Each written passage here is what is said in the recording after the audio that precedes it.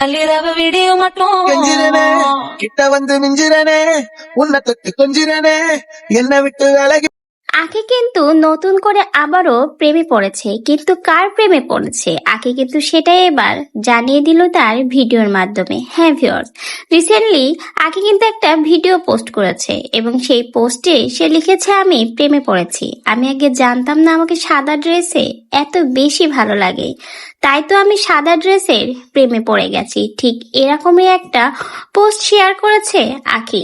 হয়তো কালো মানুষদের সাদাতে ভালো লাগে না, এজন্য অনেকেই বলে কালো মানুষটা সাদা পরলে মানায় না, কিন্তু সেটা ভুল প্রমাণ করে দিল আখি।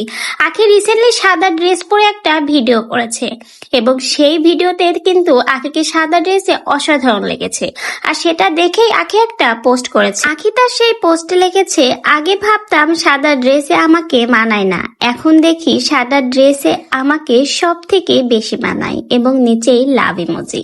এটা দ্বারা কিন্তু বোঝাই গেল আখি সাদা ড্রেসের প্রেমে পড়েছে। যারা বলেছিল সাদা ড্রেসে কালো মানুষদের মানায় না, তাদেরকে ভুল প্রমাণ করে দিয়ে আখি কিন্তু সুন্দর চমৎকার একটা ড্রেস পরে তাক লাগিয়ে দিয়েছে।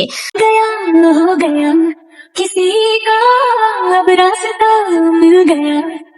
আখি সাদা ড্রেস এবং কাকলিয়া আপু লাল শাড়ি দুজনকে কিন্তু অসাধারণ মানিয়েছে এবং দুজনের সম্পর্কও কিন্তু চমৎকার। কাকলিয়া আপু খুবই চমৎকার একজন মানুষ, আখিকে অনেক বেশি ভালোবাসে। প্রথম থেকে আখিকে সে সাপোর্ট করে গেছে এবং আখিও কিন্তু তাকে বড় বোনের মতোই শ্রদ্ধা করে। বলতে গেলে তাদের দুজনের সম্পর্ক বোনের মতো। ঠিক এমন ভাবে আখি কিন্তু কাকলিয়া আপুকে নিয়েও একটা পোস্ট শেয়ার করেছে এবং বলেছে, কাকলিয়া আপু খুবই ভালো একজন মানুষ, একদম আমার বোনের মতো, আমাকে বোনের মতো করেই ভালোবাসে।